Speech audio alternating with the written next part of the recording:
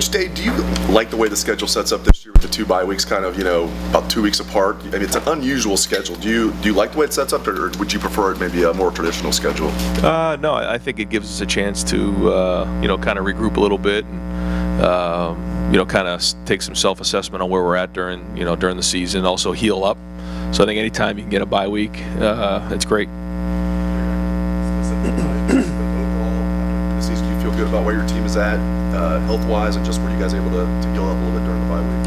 Yeah, a couple weeks to kind of heal up, and I think overall we are.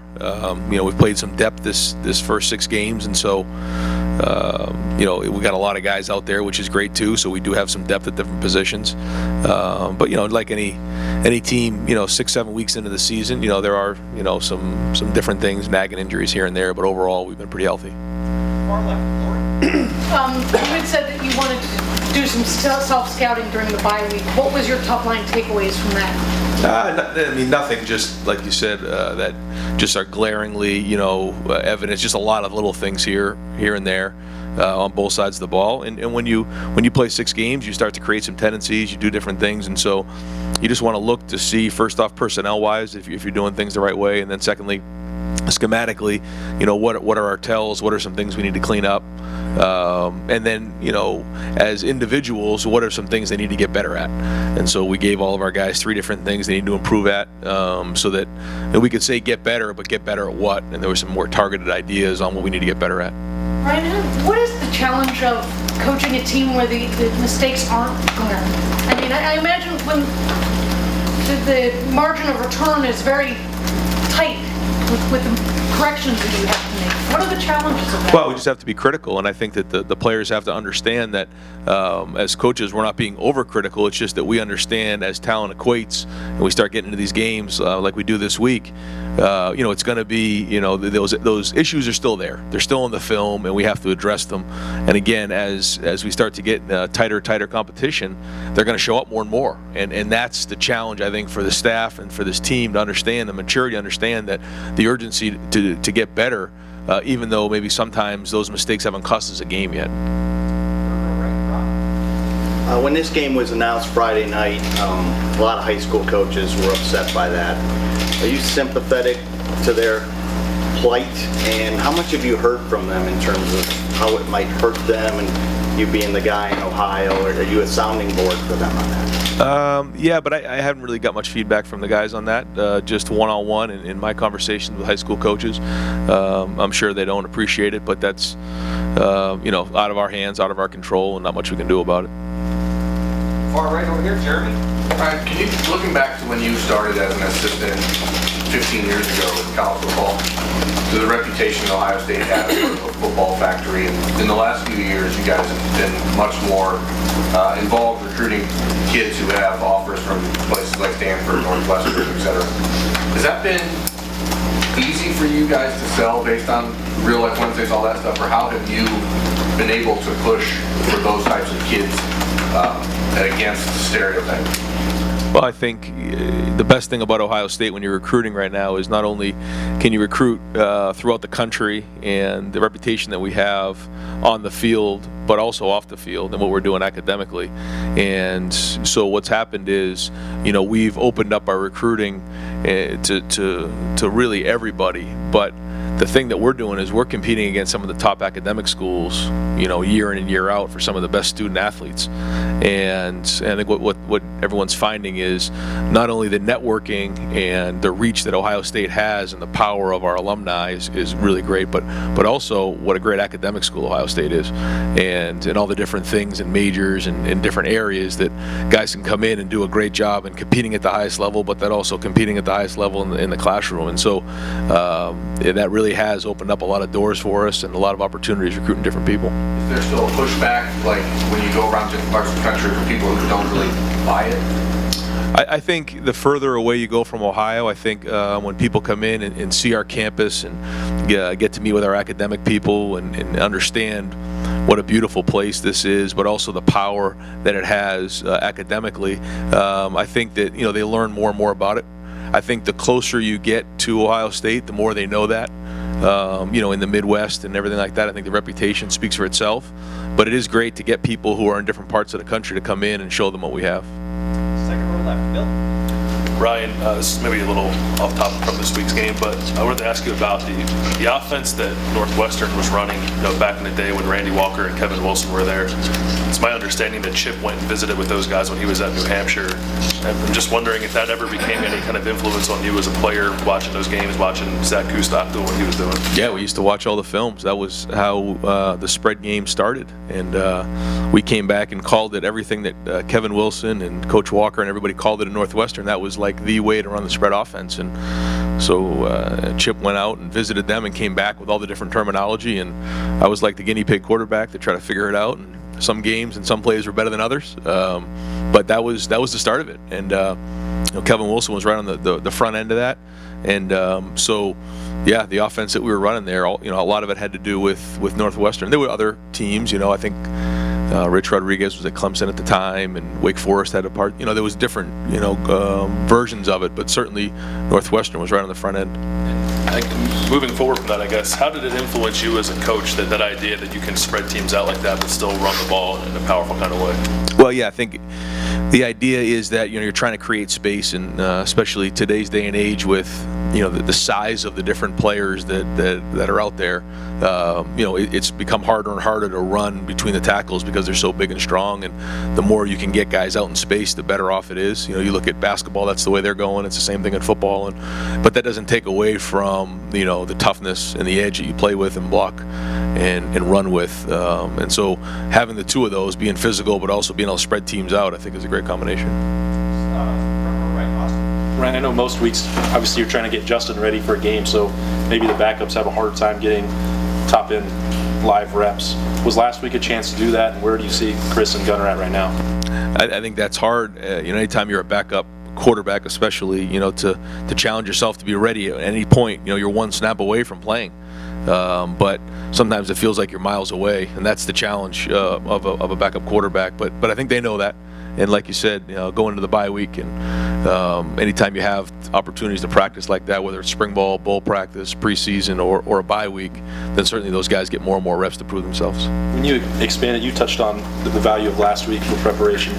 We're starting to see Garrett Wilson come on a little bit, Jameson, Zach Harrison, Josh Proctor. Is there a sense that you guys are starting to actually add some depth with these young guys right now? Well, they've gotten a lot of reps, and so they are growing and they're developing, and they should be, because they've been playing more than maybe a typical freshman would. So, the more reps they get, the better they're going to be. I think if they're getting reps and not getting better, that's a concern. So, I think a lot of those guys are coming on and getting those reps, and now, they're going to have to prove that they're ready to play in the big time as we get into these tough environments.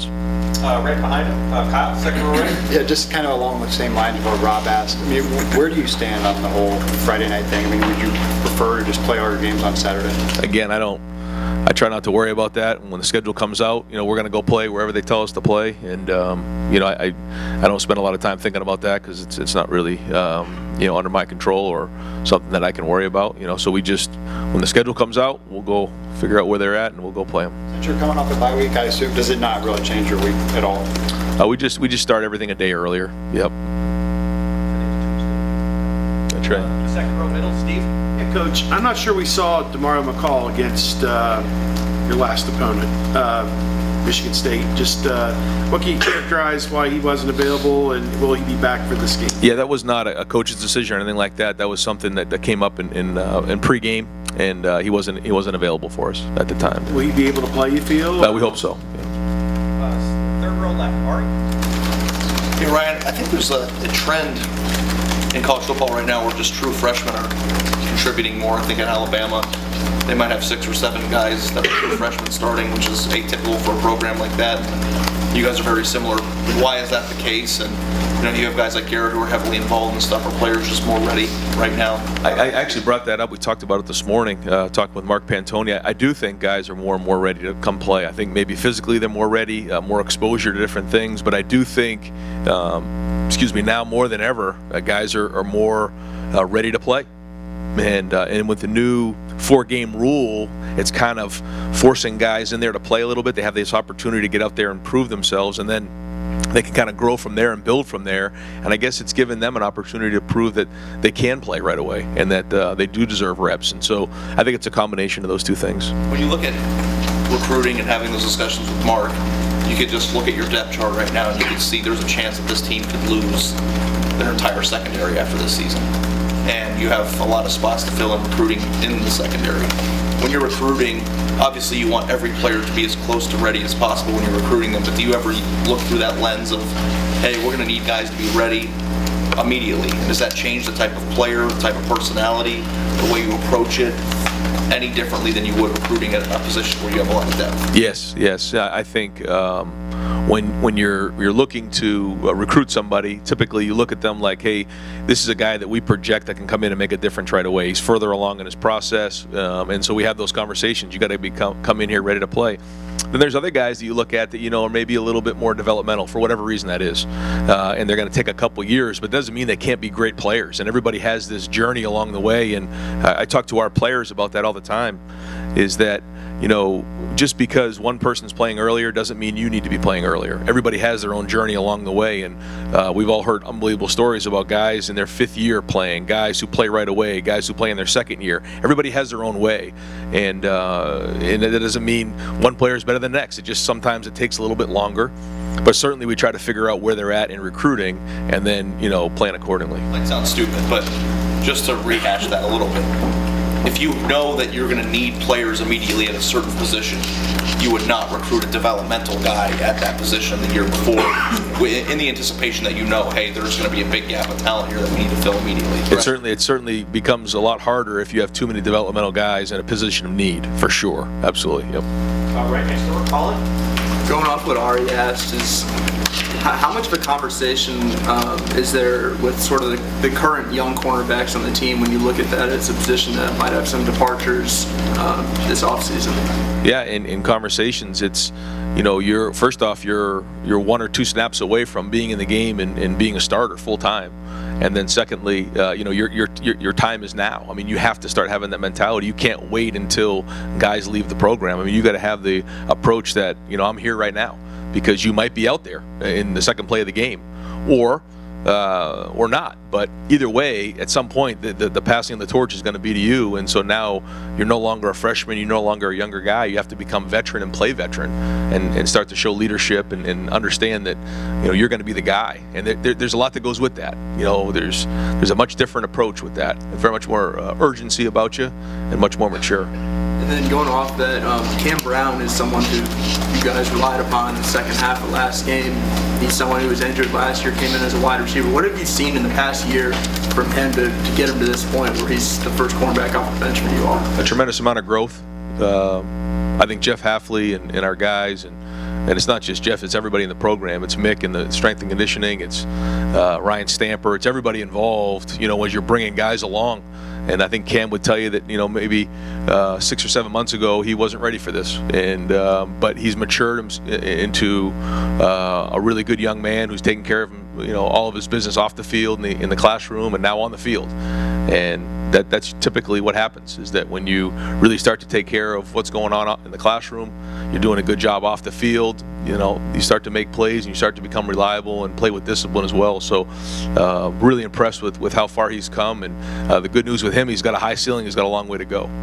All right, next door, Dan. Ryan, you were asked about DeMario. I think he's a guy that a lot of people thought would play more this year than he has. Jalen Gill kind of in the same boat. Just both of those guys, where do you see them in terms of where they're at right now, and what do they need to do to earn roles in the offense? Well, DeMario's had these kind of nagging injuries back and forth, and he's had some different return opportunities, and he's going to keep getting opportunities, and he has to make the best of those opportunities. And Jalen, still working to fight into the depth chart. Obviously, the H-back was a really big position here during Urban Meyer's tenure at Ohio State.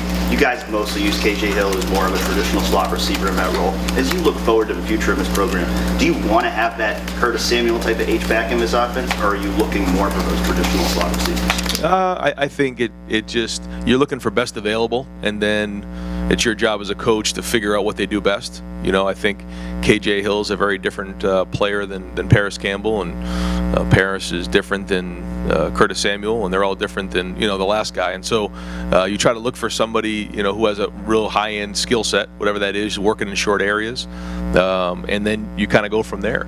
And one of the things going into the season for us was that we felt like our 12 package was stronger this year, and so that H position has been supplemented a little bit with a second tight end, and I think that's been good for us.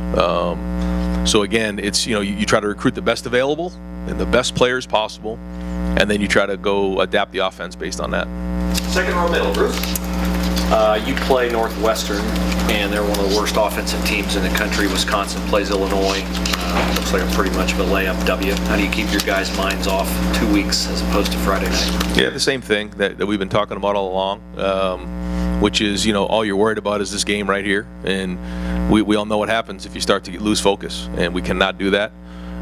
So this week we've talked about having a white belt mentality, which is, a mentality that you're starting right from scratch and that you don't take anything for granted, you don't make any assumptions. And if we do that, then we'll be fine. If we start to look ahead or start to let our egos get in the way, that's when we get in trouble. Did you watch Wisconsin Saturday? I saw them on TV, yes. What can you gain from watching a team on television as opposed to scouting them like you scout them as a coach? I mean, you just kind of, going through the channels, and there was a lot of great games on TV, and it was great to get a day off and rest and be with the family. My son had a football game, so we went to that, and then we got home and watched TV as a family and watched a bunch of the games, but just going back and forth, and you really can't get much from it. You just kind of watch the games and try to be a fan for an afternoon. Last one on calling plays. Is it, I don't know what the right term is, more fun, easier, different calling plays for this offense as opposed to calling it for last year's offense, and if you could go through the differences? No, I don't think it's one's more fun than the other. I just think that they're very different when you think about the two different offenses and where we're at with it, but very different people. I think we're 7 or 8 guys different in the mix of guys, and some of our younger guys have grown up. So no, I think it's the same thing. You try to prepare the best you can. You do the best you can about getting first and second down calls ready to go. Do a great job on third down, the red zone, and then in the goal line. Have some situational stuff, 2 minutes ready to go. And it's all about the work that we're putting in now during the week to make sure that those calls are ready to go. And then once they're on the call sheet, everybody gets behind them, and then we got to go to work about installing them, and then the guys own it. And then once it's ready to go and it's on the call sheet for a game, then you just got to call it and trust it.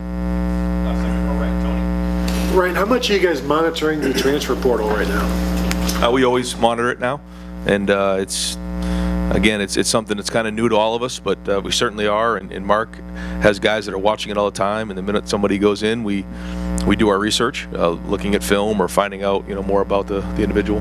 Do you go so far as to, like, the guys you maybe missed out on a year ago who aren't playing? Is your staff maybe projecting that these guys might end up in the transfer portal? Do you go that far ahead? Yeah, right now we're not. We do not have somebody assigned to just looking at players on other teams. I don't know if that's going to be the next round. We're going to talk about that in the off season and figure out if that's the right thing to do. It's kind of a scary road to go down, but right now we're not doing that. And if somebody pops into the portal, we'll do our research and find out. But right now we're not doing research on guys who are on anybody's team. And then lastly, do you hold a roster spot for the portal at all? No. I mean, if it works out that way, great. But we try to recruit, high school guys to fill those spots. Ryan, Justin has seemed so in control of the offense in the first 6 games. You talked a lot before the season about, you guys are going to have to help a new quarterback in the first 6 games, and then you can have the bye week to maybe readjust. Did you give him more of the offense this week? How did the bye week let Justin grow, and how much of the offense was he really working with in the first 6 weeks? He was working with just about all of it.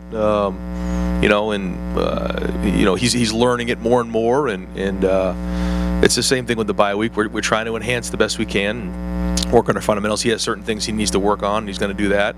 But we've kind of thrown the whole thing at him, and he's been able to handle it. Did you know, we've talked about it a lot, did you know he'd be able to handle it? Like just the way that, again, we know he's dynamic and explosive, but it's just he's been so calm and controlled, it seems like. Did you know he'd do that in the first 6? No, I didn't know he'd be able to handle it, but he's still got a lot to work on too. You know, he's talented and he makes plays, but there's still a lot of stuff on film and a lot of yards we're leaving on the field that he's got to work on. And we all have to work on. He's not the only one.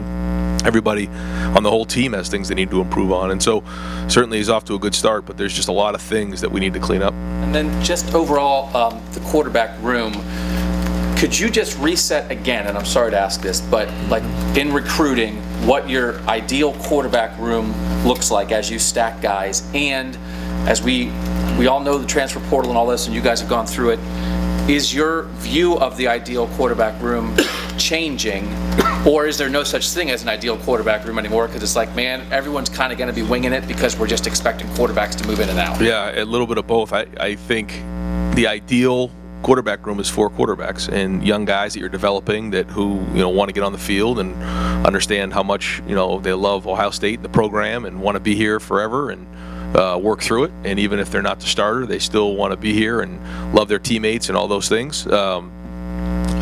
Unfortunately, that's hard right now, and so I've come to grips with that. As much as we'd like to have 4, we're going to keep working on getting 4 and keep recruiting 4 and work as hard as we can to make sure we have those guys in here.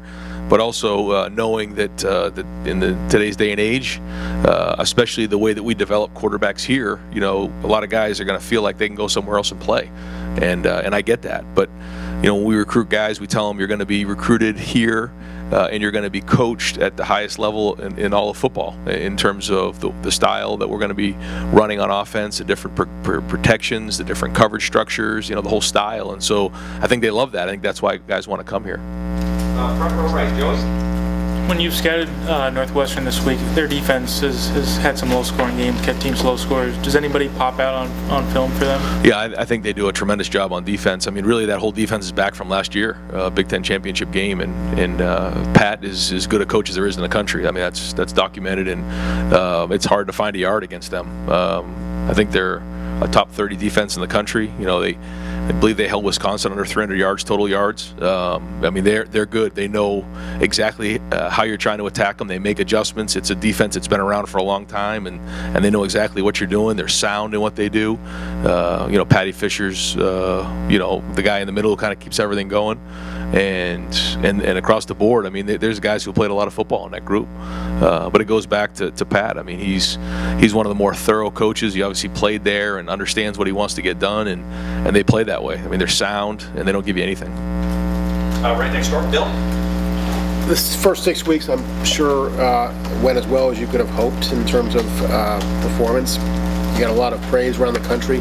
Was this a good opportunity this last week to be able to step back, and you kind of alluded to this a little bit, to say, okay, we do have a lot to work, a lot to improve on. How much was that kind of drilled into these guys last week? Yeah, I mean, that was part of going through and working on our 3 up, 3 forward, which is trying to figure out 3 things they've done well and 3 things they have to improve on, and show them that, we have to get better. And again, how do you get better?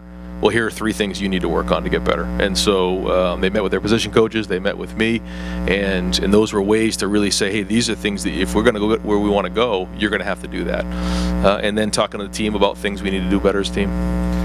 Josh Meyer stepped in at center. I'm assuming you think that's gone very well. How would you kind of assess his play and also his leadership on that line? I'm only 6 games in, but so far so good. I think his communication's been really good with those guys inside, and all 3 of those guys are really new. Wyatt obviously played towards the end of the year, but those are 3 new guys in there that I think have handled it well so far. But we're going against a really good defense this week, and we're going to continue to go against really good defenses moving forward. So tales yet to be written, but obviously a good start. We got time for 2 more reporters. Front row left, Nathan. One of the big turnarounds from last year this year is limiting big plays on defense. Is there something schematic you think has led to that, or just the natural improvement of a lot of those guys coming back? I mean, again, no defense wants to give up big plays, but I think we've done a good job of teaching, where everybody fits into the defense. And I think that was some of the feedback that we've got, is that, guys understand where everybody is on the field. And so if you know where everybody is when you go to track the ball, I think that's important. You can play a little bit more confidence knowing maybe you're not on an island. You have guys that are coming with you, swarming to the ball, and I think that's helped. And to go back to Myers, just as a former quarterback yourself, just what do you expect out of a center as far as his kind of command of the game or what he's doing out there communication-wise, leading, and how is he fitting into that kind of blueprint? I think, that part is really good. He's, other than a quarterback, he's the guy that has to run the show up front in terms of communicating, the identification in run game and the pass game. He handles the ball. He's got to, talk to guys up front and make sure that everybody's on the same page. And so the center has a lot more going on than everybody else. And so you have to be able to multitask. You got to be able to do those things and be high functioning, which he is. Far left, Matt. It's the time of year where strange things happen. Georgia losing at home to South Carolina. How much do you pay attention to national things like that happen? Are they use them as lessons, or are you just try to tunnel vision yourself a little bit on it? I think anytime you see something like that, it gets your attention and reminds you of how fragile this is. And all it takes is one game where we're not following the plan to win. We turn the ball over. We don't tackle. We don't show up to play, and there you go. And so we know all about that. So do we spend a lot of time talking about it? No, but it's always out there as a reminder. Also, Northwestern, you're 10 months removed from playing them for the Big Ten title. And obviously, things haven't gone their way this year, 1-5. Do you still see that when you look at them on tape? What do you see? Same guys, especially on defense, which I watch a lot more of the defensive guys. They're there. It's the same defense, and they're playing just as hard, and they're just as good. And statistically, I'm pretty sure they're close to how they ended last year. So not much has changed there. We have one final question, Rob. Third row right. You look through the notes, you look through the statistics. Historically good. I know there's room for improvement, but specifically as you can, what are you happiest about with this team? I think that again, going back to the chemistry, I think guys. They care about each other. I think they love each other. They are playing for each other. And I think that we played with great energy and we played with toughness. Are they playing a little, I don't want to say looser than a year ago, just in your sense? Is there just a sense that these guys are just flying around and maybe not tight, that they are really enjoying themselves? I don't know about that. I think that, like I said, we're playing tough. I think that, they care about each other. There's good leadership. I still think there could be more leadership. We're still working to clean up a lot of the things in the execution, and we still have a long way to go. So it's hard midway through the season to really, get an assessment on all of that. I think, in another 6 to 8 weeks, we'll have a much better idea where it all stands and be able to reflect on it. Coach, thank you very much.